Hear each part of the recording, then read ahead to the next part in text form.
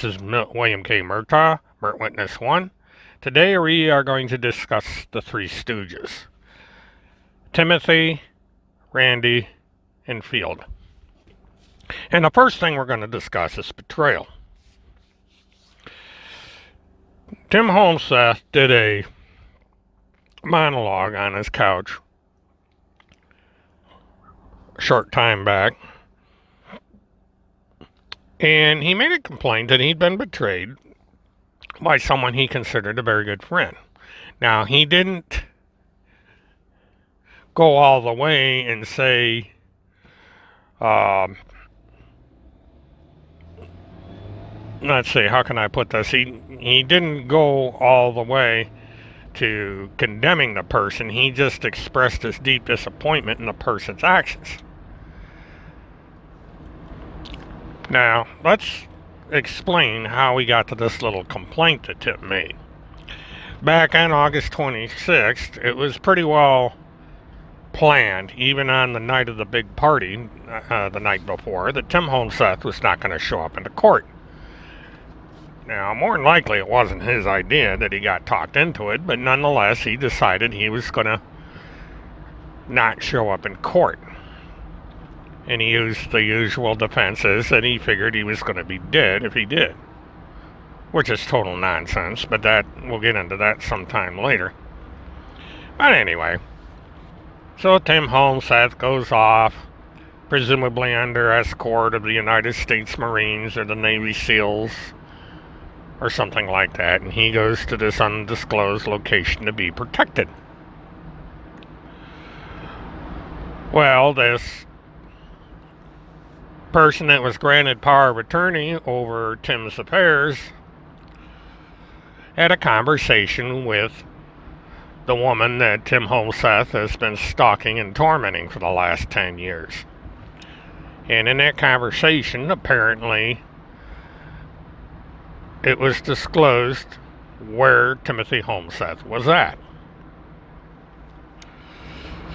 And it took from August 26th to October 24th, 25th, somewhere in there, for Tim Holmseth to acknowledge the fact that he had been betrayed.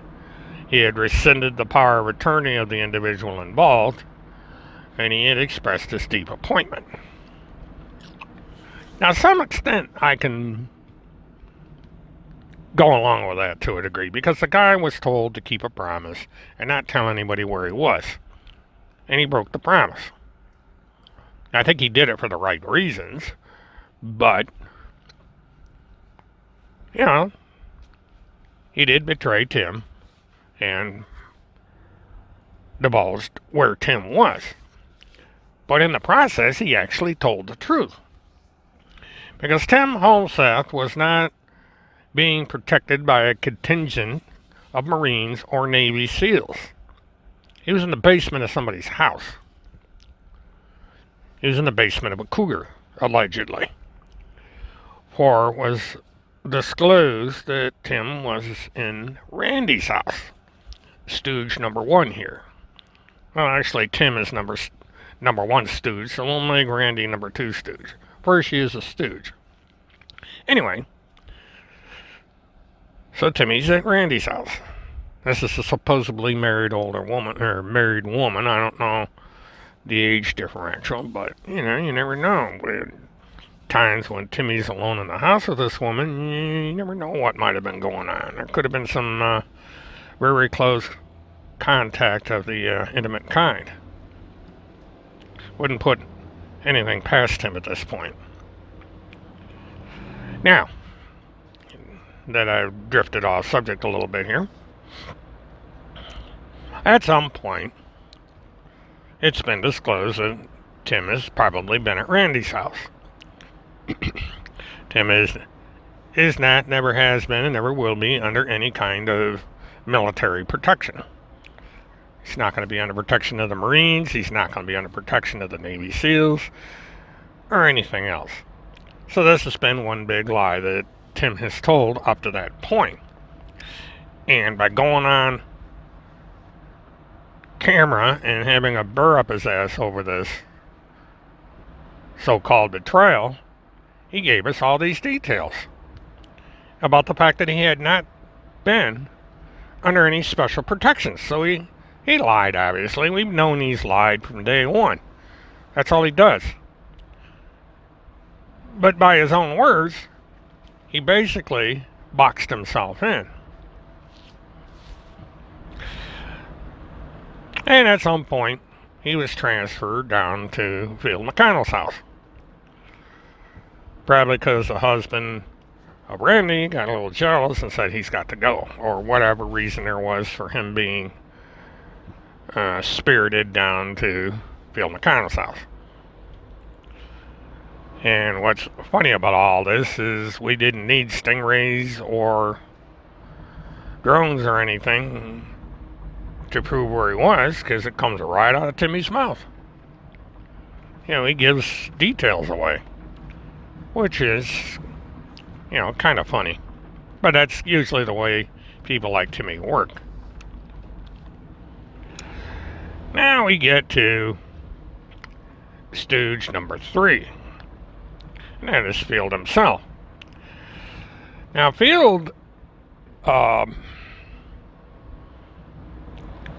he's kind of a funny guy, you know. You have to wonder about him sometimes. But this latest thing, this name change, is something of a head scratcher. He has gone from being Abel Danger to the Field Report. Kind of reminds me of I used to have a blog called the Mert Report, which I didn't go very far with. So I thought when I saw that, I thought that was interesting. But, you know, actually it's not a bad sounding name for a website, so I give him credit for that. But the reasons given behind why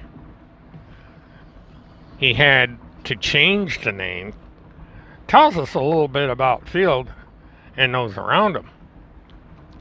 For it seems that Field has been getting his information from third-party sources rather than be in the position of originating all this information. It seems to be that there was a working partnership between Field and this other guy, and that broke apart. And the bottom line is there seemed to have been a dispute over the name Abel Danger. Apparently this guy over in England has the rights to the moniker, even though it's a term more than anything else. But Abel Danger is owned by this guy, and Field McConnell was allowed to use it. And now that this agreement has been broken up, Field McConnell can no longer be Abel Danger. He's got to change things around to this Field Report, and he made a big deal out of it on one of his shows. So this gets into the question of credibility on Field's part. But there's some other things too that are coming out. It seems that he's going after his sister again, and I don't know the full story as of yet. I may research it when I'm done taping this and when I get to my destination, which is the airport again, and from airport elsewhere. But in the meantime, I might go into why Field McConnell is suddenly going after his sister again and saying that she surrendered.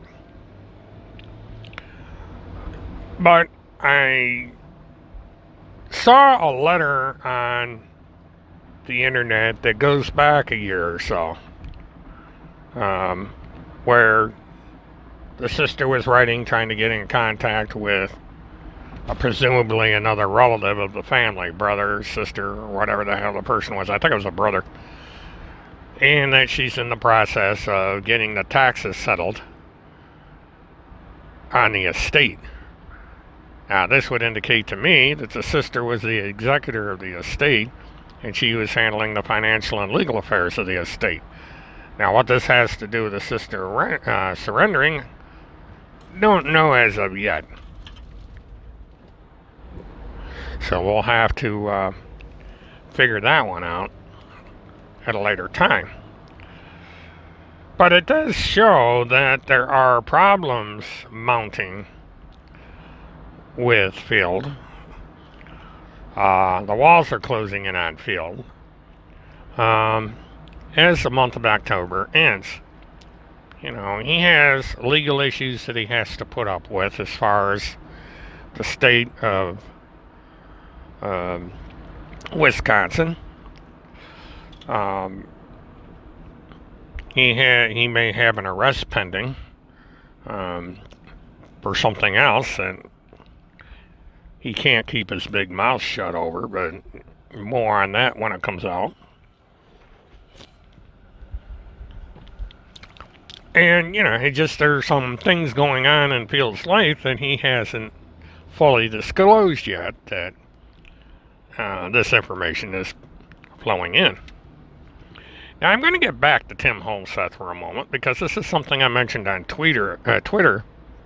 Yeah, call it Twitter.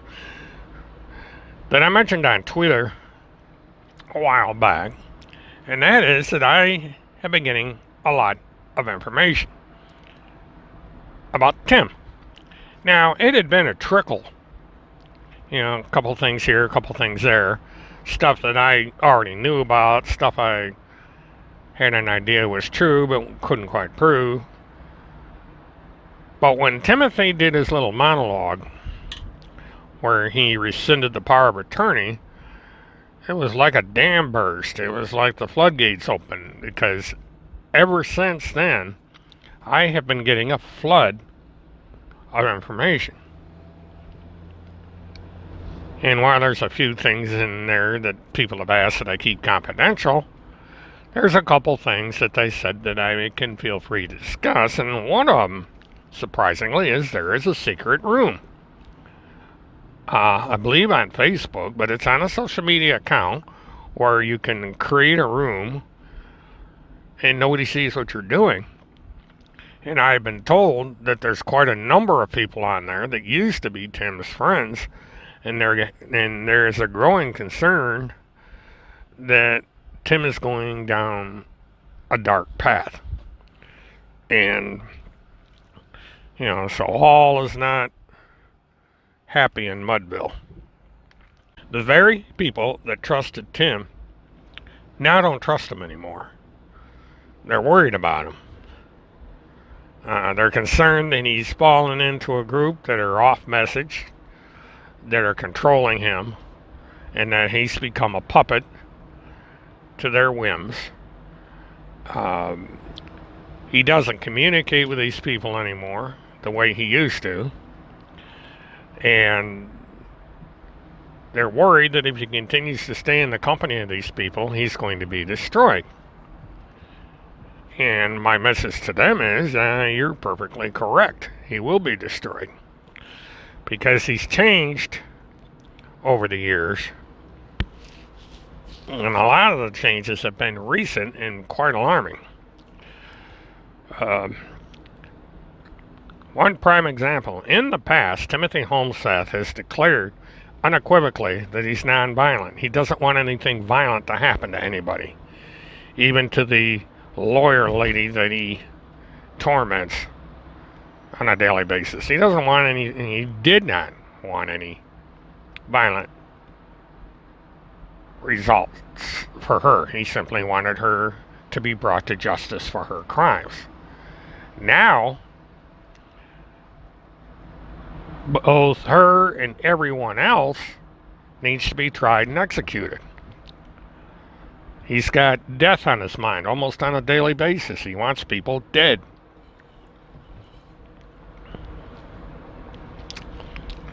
And the latest person he wants dead and executed is Mr. Walker. And for no other reason other than Walker has called him out. Now, at some point, Tim Holmseth is going to express he wants me dead. I mean, he said something similar to that in the past. Because of the accusations he made against me, he might as well have signed my death warrant with the accusations that he made. And that had been followed up by other people. But it's 69. I don't have much time left on this planet anyway, so, if I check out ahead of schedule, no big deal, right? But, it's like I said before, if somebody comes knocking on my front door with an AR-15, they better shoot first. Enough said about that one. But this whole thing with the Three Stooges and a couple of other Stooges thrown in for good measure is that there's a talk of death. Talk of killing. Murder, death, kill. This seems to be at the top of the list here. It's not a matter of trying to get the children out of the situations that they are in. It's not about rescuing children. It's about murder, death, kill. That's all it's about. Because that's all you hear is murder, death, kill. Over and over and over again. These people have a morbid attitude. And so, this is where we're at. We're at a guy that went from naming one individual at the top of this conspiracy that was fairly limited. It was limited to the individuals directly involved in the case in one way or another. The family itself, a few peripheral outsiders, and this one individual. And like a tall tale, it has expanded over the years to include everybody from the Vice President of the United States down. And as someone comes out as having a powerful disagreement with Timothy Holmseth and has a large following, like Monty does, he gets thrown into the mix, and now he's a suspect in the Ramsey case in the mind of Tim Holmseth. But that's how Timmy works, you see. Timmy sits there and he names suspects as pedophiles and being part of this elaborate nonsense. And then as people come out of the woodwork and say, not so fast, you're full of it, they get put on the list. And so we had this never-ending battle against reality. Well, that's about all I think I have to say for right now. As things come up that I feel worthy of discussion, I'll discuss it. And with that, this is William K. Murtaugh, Mark Witness 1. Have a good one.